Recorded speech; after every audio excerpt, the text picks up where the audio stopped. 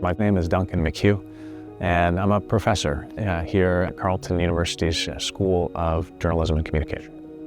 I always loved reading and writing when I was a kid. I always just loved the power of words to take me into other worlds, to open my mind to new ideas. It wasn't until I went to university where I realized that words are power, and I started to feel more comfortable in my own skin.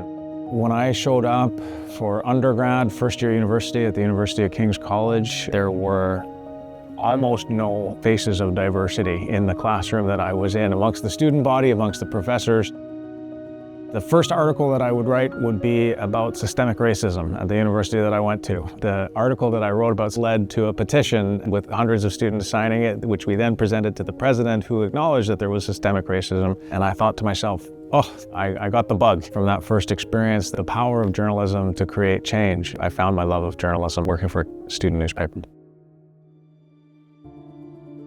I had a chance to work for a Native organization, and I could see the people that were shaping the lives of Indigenous people in this country were well educated. They were the kinds of people that had an education in, we'll call it the white man's world, who were defining the rules of the game for how Indigenous people were living our lives and the self-determination that we aspired toward. When I got to see that firsthand, I decided for myself that I didn't ever want to be in a position where someone was telling me what I could do or couldn't do based on knowledge that they had that I didn't have. We need education if we're going to grow into the nations that our ancestors anticipated for us.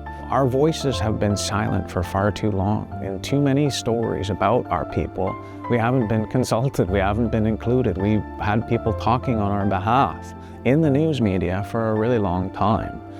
It's important for accuracy's sake that we start to include those Indigenous perspectives in our news stories, in our media. A story subject who, long after a story went to air, came to me and presented me with an eagle feather, which amongst my community is the highest of honors, to be presented an eagle feather. They wanted me to know they felt of the work that I was doing in bringing Indigenous stories to the rest of the world. I still take that eagle feather into the studio with me when I go on air, when I'm on the radio, to remind me of who I do this work for, and it's for the community.